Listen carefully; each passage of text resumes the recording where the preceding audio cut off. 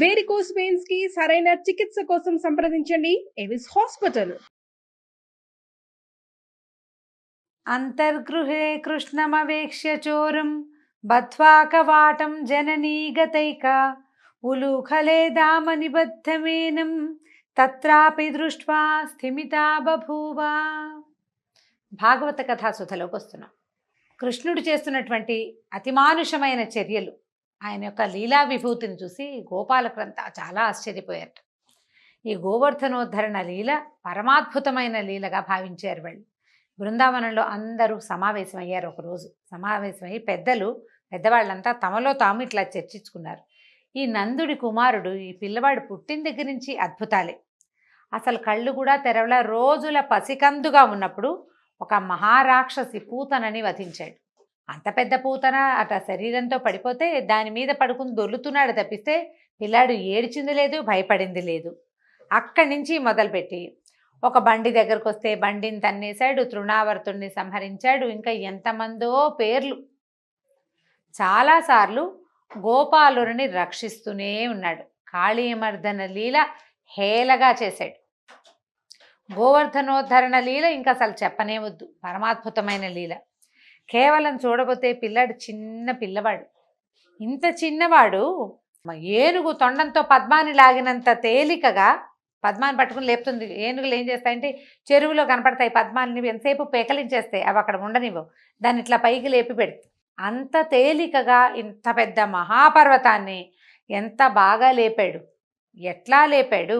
ఆ లేపిన వాడు రాత్రింబవళ్ళు 7 రోజుల పాటు కదలక మెదలక నిలబడి దాన్ని చేతి మీదే ఎట్లా నిలిపాడు. అదంతా తలుచుకున్న కొద్దీ ఆశ్చర్యంగా ఉంది.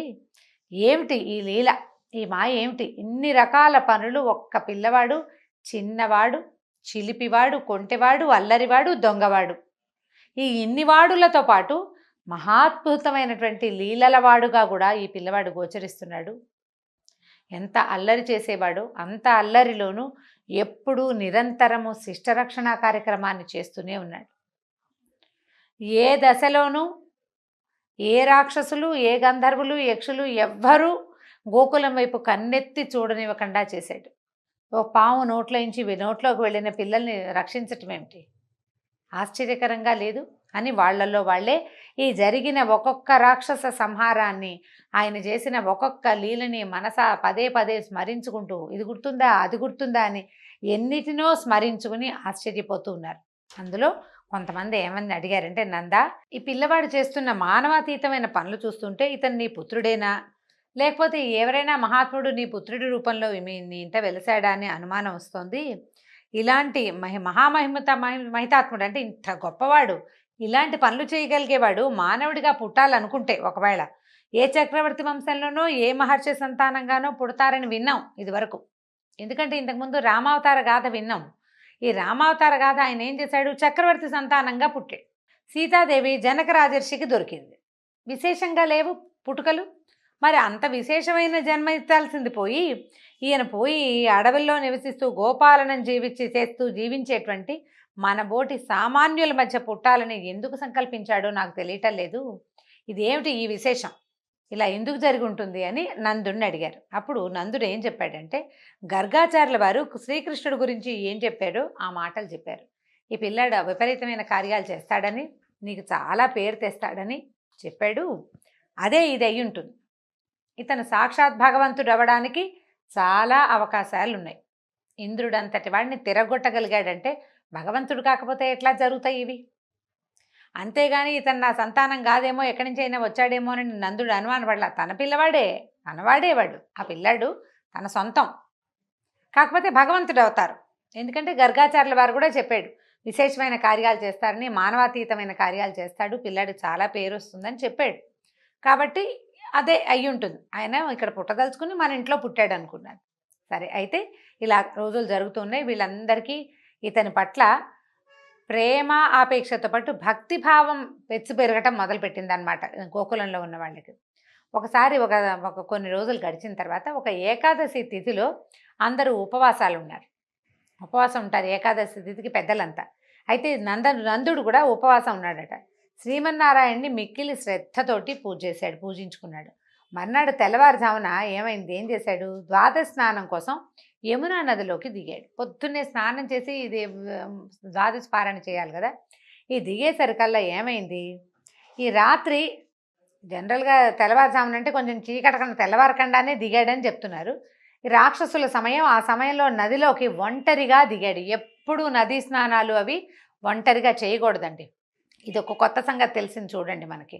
నదులు, చెరువులు వాటిల్లోకి ఒంటరిగా వెళ్ళకూడదు. ఇప్పుడు కూడా సేఫ్ కాదని చెప్తామా, కొంతమందితో కలిసి వెళ్ళాలి. గ్రూప్ అందరూ చేసే చోటే స్నానాలు చేయాలి. కానీ ఈ ఘాట్ ఖాళీగా ఉంది, ఇక్కడ ఎవరు లేరు, చక్కగా బాగుంటుంది ఏకాంతంగా అని పొరపాటును కూడా వెళ్ళకూడదు. ఎవరూ లేని నిర్జన ప్రదేశంలో చాలా ప్రమాదాలు పొంచి ఉంటాయి. అందుకని జనం ఉన్న చోటే నదీ స్నానం చేయాలి. ఈయన ఒంటరిగా వెళ్ళాడు. ఒంటరిగానే ఈ నీళ్లలోకి దిగాడు. దిగేసరికల్లా ఏమైందట, ఈ నందుడిని వరుణుడి అనుచరుడైనటువంటి ఒక రాక్షసుడు పట్టుకుని తన ప్రభువుకి దగ్గరికి తీసుకెళ్ళిపోయాడు. ఈయన ముందు దిగాడు, ఆయనకి సహాయంగా ఇంకా కొంతమంది వెళ్తున్నారు. ఈ వెళ్ళేవాళ్ళు ఈ నదిలోకి దిగిన నందుడు కనపడలే, ఆయన ముందు వెళ్ళాడు అనమాట. కాస్త ఒక 10 అడుగులు ముందుంటాడు, నీళ్ళలోకి దిగాడు, దిగినవాడు దిగినట్టు మాయమైపోయాడు. ఈ వెనకాల వస్తున్న జనాన్ని కనబడిపోయేసరికల్ వాళ్ళందరూ గోరుమని అరుస్తూ నందుడు మాయమైపోయాడు. నదిలో కలకలం కూడా లేదు. ఇప్పుడు మునిగిన వాడో లేకపోతే గాలి కోసం కొట్టుకుంటున్న వాడితో కదలిక కనపడాలి. ఏ కదలిక లేదు, ఏమన్నా నది ప్రశాంతంగా ఉంది. అందరూ అరుస్తూ కేకలు పెడుతూ నందమహారాజు మునిగిపోయాడు, ఇలా అయిపోయింది, ఇదైపోయింది, చూస్తుండగానే నదిలోకి దిగిన వాడు ఇంకా పైకి రాకుండా అయిపోయాడు అని చెప్పి అరుస్తూ కేకలు పెడుతూ విలపిస్తూ కృష్ణుడిని పరిగెత్తుకుంటూ ఆయనకి చెప్పడానికి వెళ్ళారు. కృష్ణుడు ధైర్యం చెప్పాడు, చూస్తాను, నేను ఏమైందో చూస్తానన్నాడు. వీళ్ళ నమ్మకం ఏమిటంటే కృష్ణుడు ఏం చేస్తాడని వీళ్ళ భావం. చిన్నపిల్లాడు కదా, వీళ్ళ భావం ఏంటంటే కాళ్ళింతి మడుగులో ఎలా చేశాడు, ఏం చేశాడు సర్పాన్ని, అలా ఏదో ఒకటి అతిమానుషమైన క్రియ చేస్తాడని వాళ్ళ నమ్మకం. దాంతో ఏం చేశాడు, గోకులం నుంచి బయటకు వచ్చి నేరుగా వరుణుడి దగ్గరికి వెళ్ళిపోయాడు. నీళ్ళల్లోకి దిగి వరుణుడి దగ్గరికి వెళ్ళిపోయాడట. ఎప్పుడైతే ఈ కృష్ణ పరమాత్మ తన దగ్గరికి వస్తున్నాడని తెలిసిందో వరుణుడు వెంటనే స్వామికి ఎదురేగి స్వాగతం చెప్పి పూజించాడు. అర్ఘ్యపాద్యాదులు ఇచ్చాడు, ఆచమనం ఇచ్చాడు. నా జన్మ ధన్యమైందన్నాడు. సర్వోత్కృష్టమైన సింహాసనం మీద స్వామిని కూర్చోబెట్టి పాదాల దగ్గర కూర్చున్నాడు. స్వామి, నువ్వెందుకు వచ్చావో నాకు తెలుసు. నా సేవకుడు అజ్ఞాని, నందుడు నీ తండ్రిని తెలియక తీసుకొచ్చేశాడు. నా అపరాధాన్ని క్షమించు, నీ తండ్రిని తీసుకెళ్ళు, నన్ను సర్వసాక్షివి, నన్ను అనుగ్రహించమన్నాడు. వరుణుడి అనుచరుడు నందుడిని తీసుకెళ్ళిపోయాడు. భటుడు ఏదైనా ఒక తప్పు చేశాడంటే ఆ తప్పు రాజుది కదా. ఇప్పుడు ఈ భటుడు చేసిన తప్పుకి వరుణుడికి శిక్ష పడుతుంది. అందుకని నువ్వు సర్వసాక్షివి, ఇందులో నా ప్రమేయం లేదని గ్రహించు. అతడు అజ్ఞానంతో నందుడిని తెలుసుకోక పొరపాటును తీసుకొచ్చాడు, నన్ను అనుగ్రహించమని పాదాలు పట్టుకున్నాడు. అప్పుడు సరే, నందుడికి బోల్డంతా గౌరవ మర్యాదలు జరిగినాయి. వరుణుడి దగ్గర తీసుకెళ్ళినా ఆయన ఏమి బంధించల, వాళ్ళు గౌరవించారు ఇతోధికంగా. ఈ కృష్ణ పరమాత్మ కూడా వచ్చాక కృష్ణుడి పాదాల దగ్గర వరుణుడు కూర్చోవటము, అతను పూజించటము, ప్రార్థించడము అన్నీ తన కళ్ళతోటి స్వయంగా నందమహారాజు చూసేసాడు. చూస్తూ ఉన్నాడు తన కుమారుడికి ఎంత గౌరవం జరుగుతోందో. అతని మాట రాజనకుండా, తోసి రాజనకుండా, ఊ అంటే ఊ అన్నట్టు, ఆ అంటే ఆ అన్నట్టు జరిగిపోవటం కూడా ఆయనకు ఆశ్చర్యంగానే ఉంది. పరమ సంతోషంగా వాళ్ళ దగ్గర నుంచి వీడుకోలు పుచ్చుకుని కృష్ణుడు నందుడు ఇద్దరు కలిసి భూలోకంలోకి వచ్చేసారు. యమునా నది నుంచి బయటకు వచ్చారు.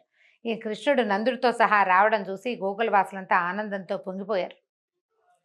ఏం జరిగిందని నందుడిని అడిగారు. నువ్వు ఎక్కడికి వెళ్ళావు అని అడిగితే, నేను నదిలో మునిగిపోయాను, నీళ్ళలోకి ఇట్లా ముక్కు మూసుకుని నీటిలోకి దిగేసరికి వరుణుడి అనుచరుడు నన్ను తన లోకానికి తీసుకెళ్ళిపోయాడు. వరుణలోకంలో ఎంత ఐశ్వర్యమో, మణులు, మాణిక్యాలు, ముత్యాలు, పగడాలు, ఎంత ఐశ్వర్యమో ఆ జలప్రవాహం అడుగున మన ఊహ కూడా అందదు. 2 కళ్ళు చాలవు. నేను ఆ వైభవాలన్నీ చూస్తూ ఉండగానే కృష్ణుడు అక్కడికి వచ్చాడు. వరుణలోకంలో ఉన్న వాళ్ళందరూ కృష్ణుడి పట్ల ఎంత వినయం చూపించారో, ఎంత ప్రేమ, ఎంత గౌరవము, ఎంత భక్తి చూపించారో. దాంతో వాళ్ళు, నేను ఆశ్చర్యపోయాను వాళ్ళ వినయానికి. నన్ను కూడా వాళ్ళు ఇబ్బంది ఏం పెట్టలేదు, అన్ని 4 చూశాను నేను. సరే, కృష్ణుడిని వాళ్ళు చాలా గౌరవించారు. తను అడగకుండానే నన్ను ఆయనతోటి పంపించేశారు, కృష్ణుడితోటి పంపేశారు అని చెప్పాడు. వినయంగా నన్ను మమ్మల్ని ఇద్దరిని సాగనంపాడు. చాలా వినయంగా ఉన్నారు.